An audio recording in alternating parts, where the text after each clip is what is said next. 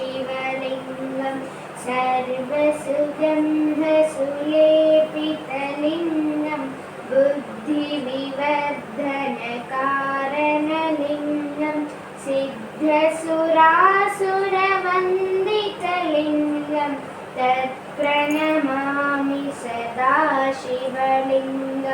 कनकमहामणिभूषितलिङ्गं फणिपतिवेष्टितशोभितलिङ्गं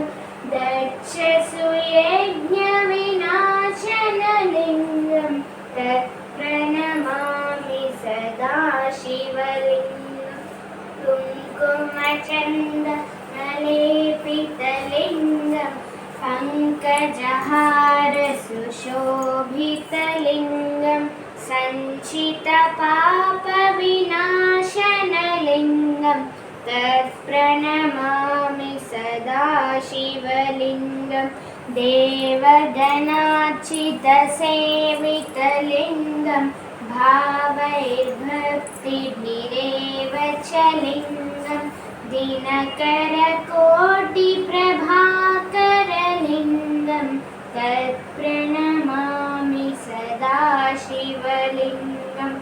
अष्टदलोपरिवेष्टितलिङ्गं सर्वसमुद्भवकारणलिङ्गम्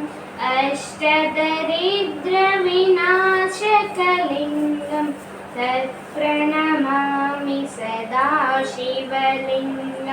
सुरगुरुसुरवरपूजितलिङ्गं सुरवरपुष्पसदार्चितलिङ्गं परमात्मकलिङ्गं तत्प्रणमामि सदाशिवलिङ्गं लिङ्गाष्टकमिदं पुण्यं यः पठेत् शिवसन्निधौ शिवलोकमवाप्नोति शिवेन सह मोदते इति श्रीलिङ्गाष्टकम्।